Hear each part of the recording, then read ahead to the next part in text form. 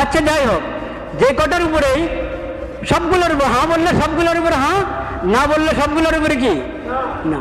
কেন আলাদা আলাদা করে বলেন না কেন? এখন তো মানুষকে মুসিবতে ফেললেন।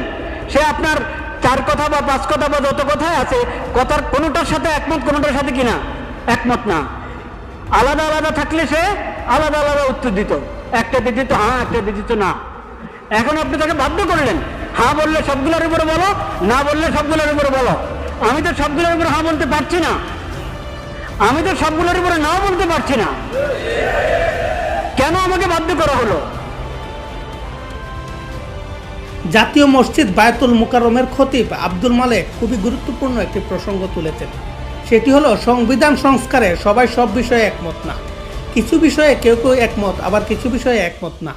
সেক্ষেত্রে এই হ্যাঁ না ভোট সরকার জনগণের উপরে চাপিয়ে দিচ্ছে কেন? হয় প্রত্যেকটা বিষয়ে আলাদা আলাদাভাবে হ্যাঁ না ভোট হতে হবে, অথবা এই বিষয় পরবর্তী সংসদের উপর ছেড়ে দিতে হবে। অথচ সরকার ও বিভিন্ন রাজনৈতিক দলগুলো যেভাবে হ্যাঁ ভোটের পক্ষে প্রচারণা চালাচ্ছে, যেভাবে না ভোটের পক্ষে বললে দালালের তকমা লেপটে দেওয়া হচ্ছে, এক প্রকার সাধারণ মানুষকে বাধ্য করা হচ্ছে একসাথে এতগুলি বিষয়ে হ্যাঁ ভোট দেওয়ার জন্য।